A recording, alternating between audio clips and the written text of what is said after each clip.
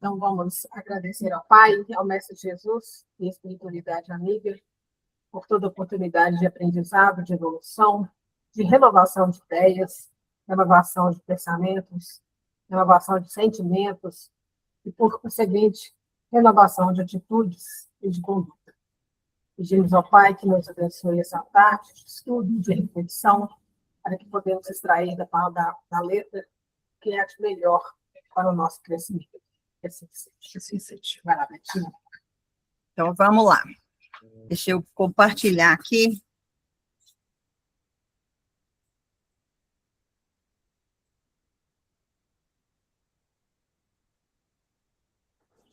A gente está falando do que a gente já tinha falado, que à medida que a energia mórbida desce, né, do corpo perispiritual para o corpo físico, né, em contrapartida, para balancear isso aí, a gente tem aqui como consequência a doença física, né, no corpo físico.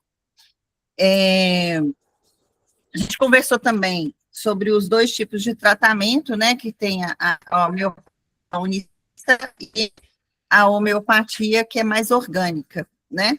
E a diferença entre as duas aí, uma é que ela olha o corpo como um todo, né? E, em consequência disso, ela não traz vários medicamentos, ela traz um medicamento para tratar o terreno, ou seja, o corpo, os corpos todos, né? A mente, o perispírito, o corpo físico. Então, tem um conhecimento muito grande de tudo que causou essa doença, do que está dando continuidade a ela, né? Então, tem que ter um conhecimento muito profundo para aplicar essa técnica aqui. E tem a outra, que é a medicina mais organicista, né? Ela já trabalha mais com medicamentos de baixo CH, né? CH5, CH6, 12, mas ela também faz tratamento com mais de um medicamento, né? Porque ela já começa a tratar ali os órgãos, não só o terreno. Ela não trata o todo, ela vai tratar ali, dando uma melhora para aquele indivíduo, para que ele possa caminhar, né? Sanar ali momentaneamente, para que ele possa enxergar o que ele tem ali, de tratar com a renovação com forma íntima. Então, como se diz, um alívio para que ele possa enxergar e dar continuidade aí. A gente vê que esse é o tratamento que é dado lá no centro, né? Geralmente tem mais de um medicamento, ou ou mais de um, né?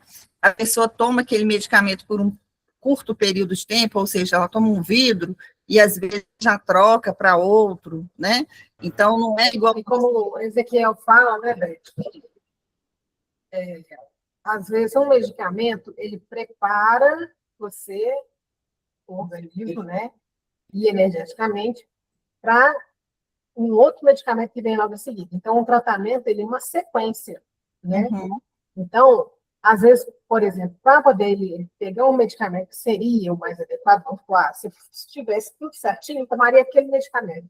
Mas como está faltando, por exemplo, mineral no organismo da pessoa, ele vai primeiro fortalecer, primeiro vai pegar um medicamento de fortalecimento, vai dar e aí o medicamento parece que não tem nada a ver com a outra história, parece, não, mas o negócio está indo para esse caminho, está empregado, porque eles estão vendo outra coisa.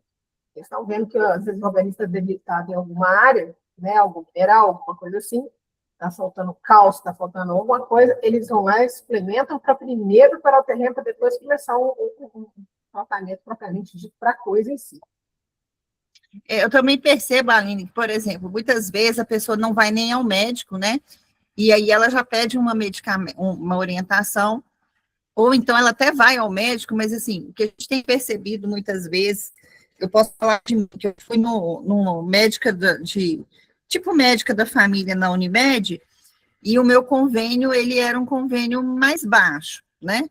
E aí, nesse convênio, você tinha uma médica que era responsável por você, e aí, se você precisasse de um dermatologista, você tinha que, né, ela te falar se realmente você precisava e marcar, né? Então, tinha um protocolo, assim, meio diferenciado.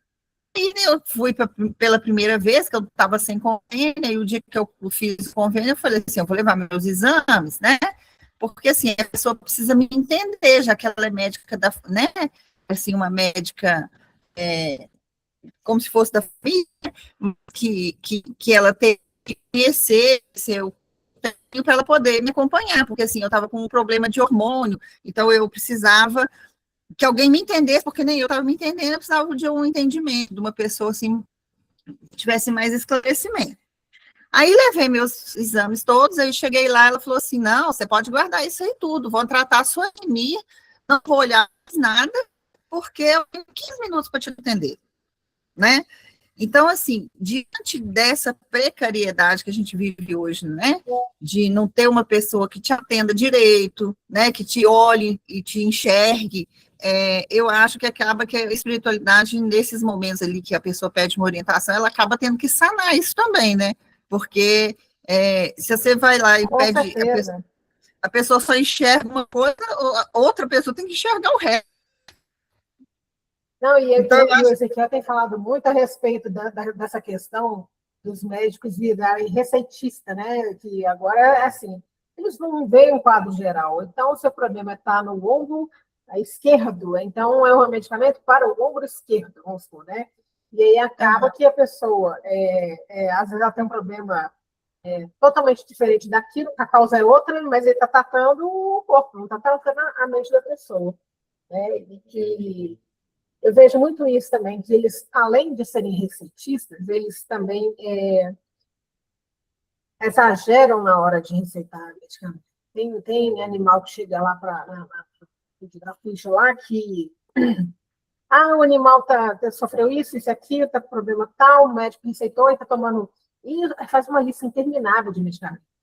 A Ezequiel só olha para a gente e fala assim: não tem nem como botar remédio aqui, só precisa remédio matueiro. Então, às vezes, tem que esperar terminar o efeito dessa medicação toda, dessa hipermedicação, que é excesso, né? Para ele poder colocar, ele não tem como enfiar mais um remédio ali, entendeu? Então, assim, é muito sério. São os médicos virando receitistas de medicamento, porque, afinal de contas, eles ganham, né, para receitar, eles têm participação, né? Eu tenho amigos médicos, eu sei falar. Eles ganham viagem, eles ganham presentes, ganham uma opção de coisa para poder indicar medicamento. Então, para eles, é natural receitar, independente daquilo ser bom ou não para o paciente, ele vai receitar porque está ganhando fora. Infelizmente, a realidade é essa. tem muito disso mesmo. Então, assim, eu estou trazendo o entendimento que eu tive dessas diferenças, né, em relação à prática que a gente vive lá. E aí, outra coisa também que eu percebo é o seguinte: nessa medicação, nessa homeopatia unicista, ela trataria só com um medicamento. Esse medicamento, como ele vai tratar a causa verdadeira ali de todos os males, né?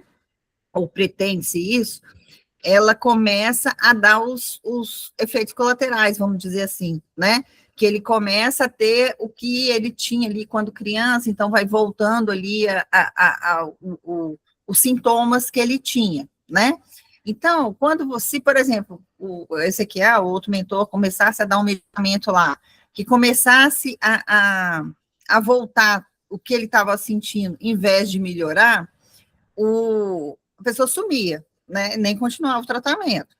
Então, esse unicista, ele tem que ser um tratamento, assim, a pessoa que vai fazer esse tipo de tratamento, ela tem que estar realmente muito determinada a fazer o tratamento, porque primeiro ele vai trazer tudo de volta, né? Vai jogar tudo para fora, e então a pessoa tem que ter o conhecimento ali que realmente aquilo é um efeito do remédio, né? Que está jogando ali para fora, e ela tem que ter uma persistência, porque é um tratamento longo com um medicamento só. Então, você vai ficar muito tempo tratando aquilo ali, é lógico, além do medicamento também, o médico provavelmente conversa com o paciente, mas eu acho que tem que ser uma coisa bem a longo prazo. E outra forma, essa mais organicista, ela dá um equilíbrio, né, que não é, assim, definitivo, que o Ezequiel mesmo fala que ele não pode curar, senão a pessoa some, né, então ela dá um alívio ali para que a pessoa possa caminhar e fazer a parte dela também, né, isso aí foi o que eu entendi. O que vocês acham? É isso mesmo? Uai, Beth, a pergunta é difícil, né? Mas eu acho que é isso mesmo. Eu sei que tem um motivo para eles fazerem cada coisa que eles fazem, indicar cada medicamento na sequência que eles indicam. Eles estão vendo o quadro todo, coisa que a gente não está vendo, né? Então, Sim. agora o problema, o desafio é a gente que está viciado num tratamento alopático, né? De querer resolver no imediato, resolver as coisas de uma vez por todas, tipo, você vai tomar um remédio que acaba com isso tudo de uma vez.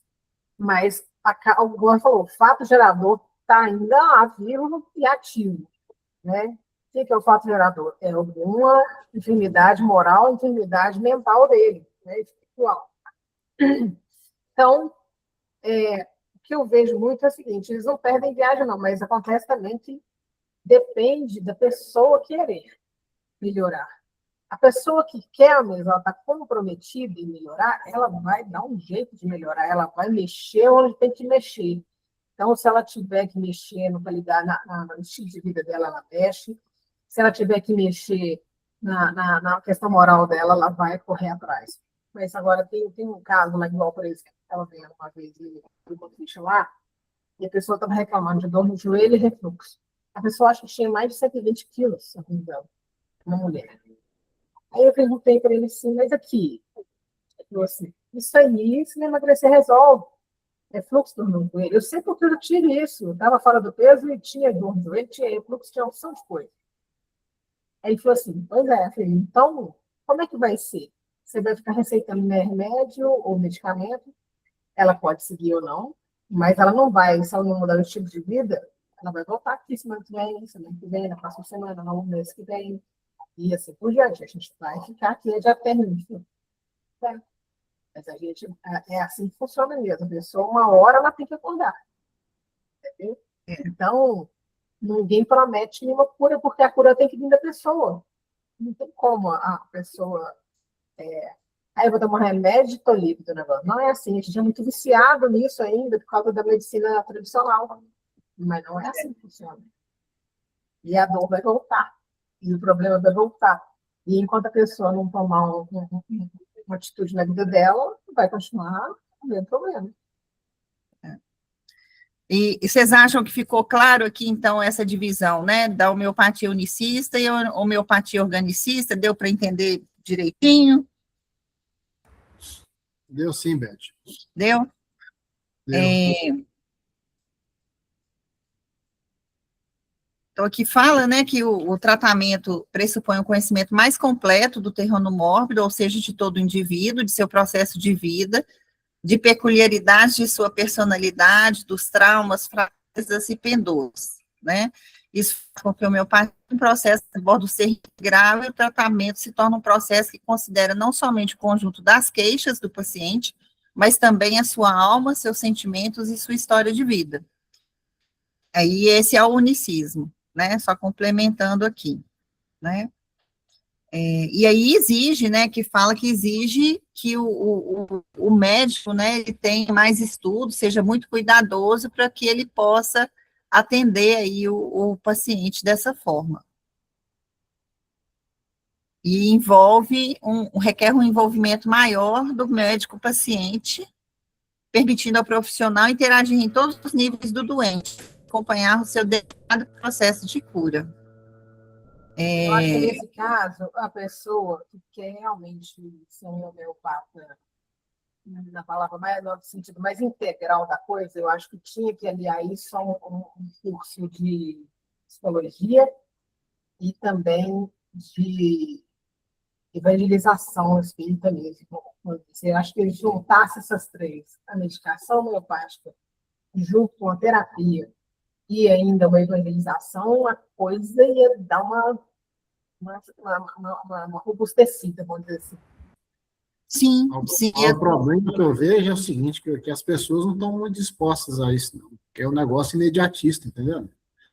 Assim, eu estou com a dor hoje, eu quero sarar da dor agora. Tudo bem, a gente tem que ter alívio para a dor, sim, e aí tem que ser mais imediato mesmo, mas não aquele alívio que permite a pessoa falar, agora eu vou voltar para o estilo de vida que eu estava antes e estou despreocupado, não é assim não.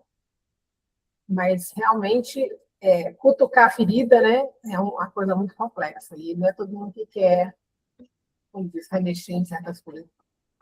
E você também tem que ter muita confiança numa pessoa que vai mexer nessa sua ferida, né?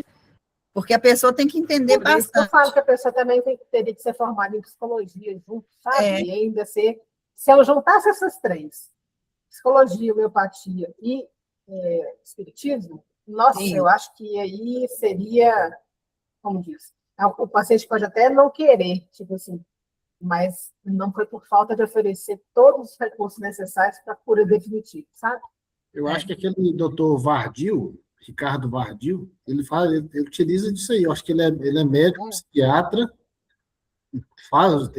utiliza a homeopatia, né? E ele é espírita, entendeu?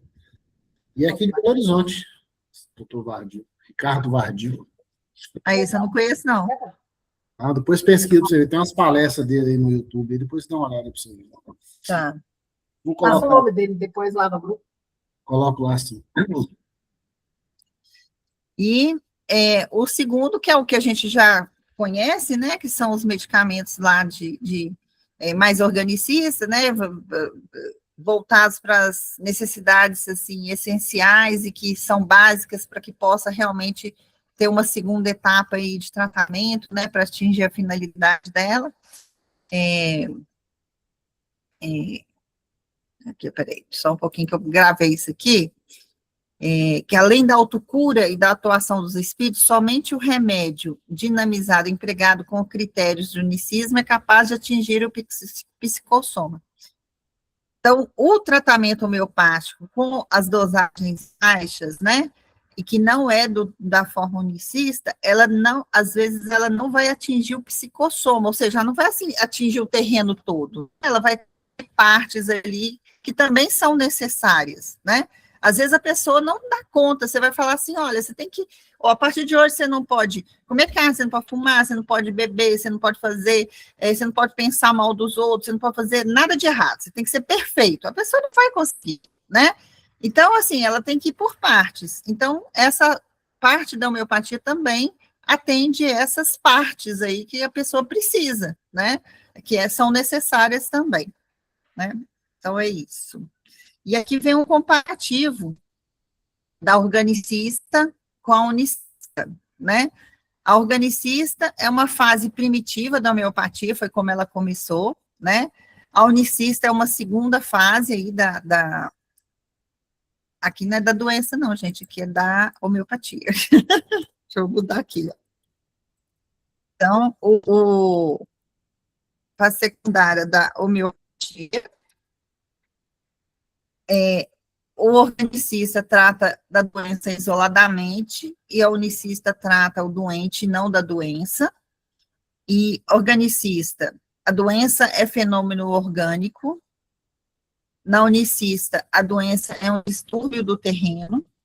Na organicista, o digno de tratar é a doença física. Na unicista, é o doente como um todo, né? Aqui na organicista, ela tem uma baixa individualização, e na unicista, ela tem uma alta individualização, ela tem que atender especificamente o que aquele indivíduo precisa, né? Na organicista, uma baixa dinamização, e na unicista, uma alta dinamização. Tem os tratamentos específicos, e na unicista, a doença é tratada de acordo com o seu terreno. Então, aqui você trata conforme a doença e aqui conforme o terreno. Organicista, uso de muitos medicamentos por vez, e na unicista, o uso de um único medicamento de cada vez.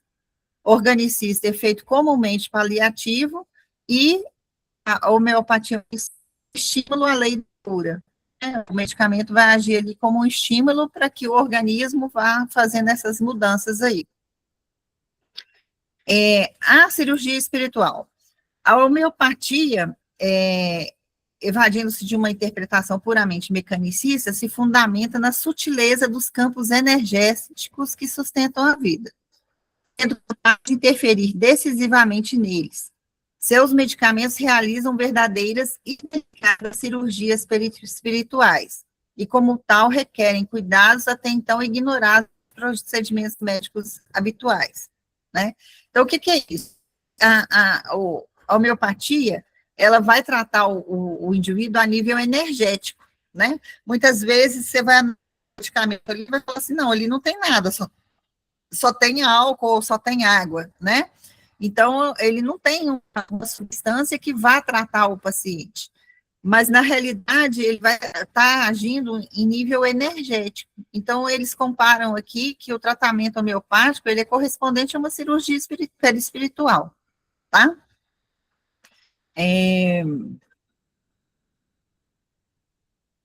Aqui, o novo artifício da cura necessita agora de conhecer não apenas a história natural das doenças humanas e aprender a identificar patologias orgânicas, porém, ir além, pois deve habilitar a ler a alma do enfermo e medicá-lo segundo suas particulares expressões. Aquilo que a Aline falou, o profissional que vai fazer o tratamento, além dele conhecer as doenças, né, os sintomas, identificar essas patologias, ele ainda tem que conhecer, conseguir ler a alma da pessoa, né, e medicá-la segundo as particularidades que ela necessita ali, tá? Por exercer ação preponderantemente nos planos energéticos, ela não admite assimilação do metabolismo, não admite assimilação, metabolismo, via de excreção, tempo de ação, tropismo celular e outros dados estudados pela farmacologia materialista. Na obra Plantão de Resposta a Fogo 2, encontramos uma interessante afirmativa testando a atuação perispiritual da medicina homeopática, na seguinte pergunta interessada a Chico Xavier, que responde sobre a orientação do espírito Emmanuel. É verdade que a homeopatia age no perispírito? Aí responde, o medicamento homeopático atua energeticamente e não quimicamente, ou seja, sua ação terapêutica vai se dar no plano dinâmico ou energético do corpo humano, que se localiza no perispírito. A medicação estimula energeticamente o perispírito, que por ressonância vibratória equilibra as funções existentes, isto é, o remédio exerce duas funções enquanto atua. Por isso, a homeopatia, além de tratar doenças físicas, atua também no tratamento dos desequilíbrios emocionais e mentais, promovendo, então, o reequilíbrio físico e espiritual. E aqui a verdadeira etiologia, que volta um pouco na questão do terreno, né, que é a verdadeira etiologia da doença, pela observação criteriosa da lei de cura, a homeopatia compreendeu, enfim, a doença verdadeira é um manancial vibratório de natureza energética e, através da experimentação dos medicamentos dinamizados no homem sadio, ela penetrou no campo sutil da alma, vislumbrando aí os reais fatores etiológicos de suas desarmonias.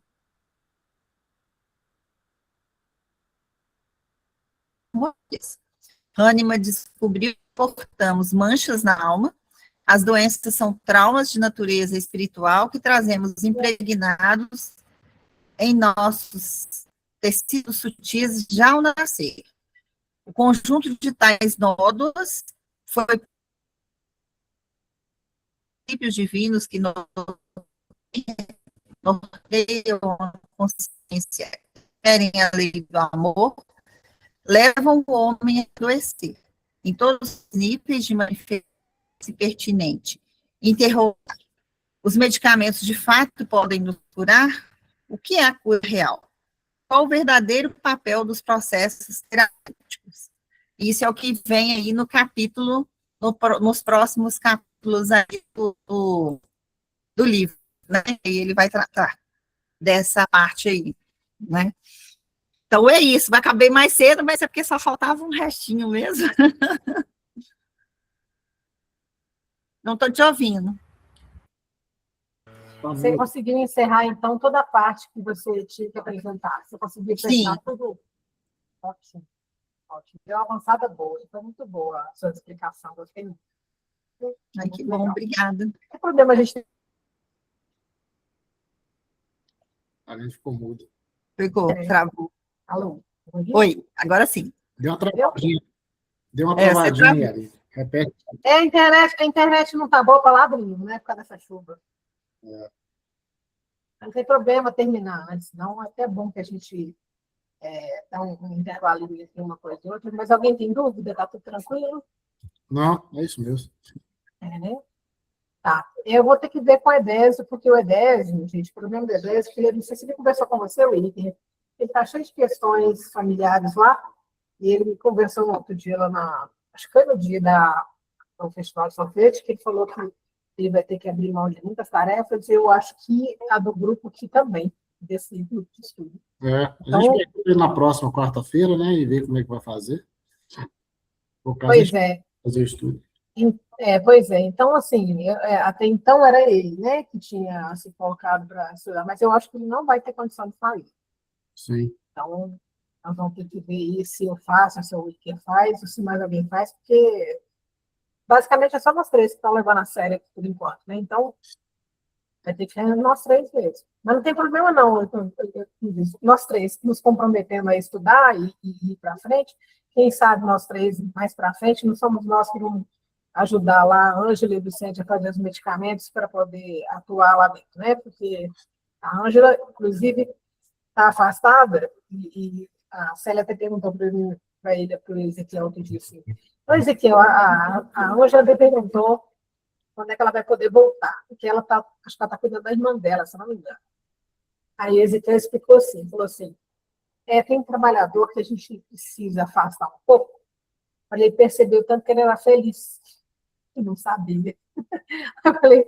Aí eu fiquei pensando assim, ele não é de perder fala, não, então ele está batendo a cangalha para o burro entender, né? Então, é o seguinte, não vamos esperar a gente ser afastado de alguma coisa, a gente aprender a dar valor, não. A gente entender qual que é a importância do compromisso que a gente tem. Né? Então, se a gente precisa ser afastado para sentir, né? Eu estou sentindo falta da tarefa, estou sentindo falta do grupo, estou sentindo falta. Não é bom, não. Esse tipo de teste não é bom, não. Sinceramente, isso me diz que a gente ainda está precisando enxergar pontos que a gente não enxergava. Então, se for nós três, vamos nós três. E é isso aí. Quem disse que é só nós três, né, Lê? Não, estou falando aqui do grupo, né, encarnado que eu estou falando. Do grupo encarnado, com certeza, nós três. Mas vão levando. Tipo, se a gente vai levar a sério, fica só nós três, não vamos esperar muito do povo, não. Entendeu? Porque a gente fica criando expectativa de que o povo vai se comprometer e não vai, né?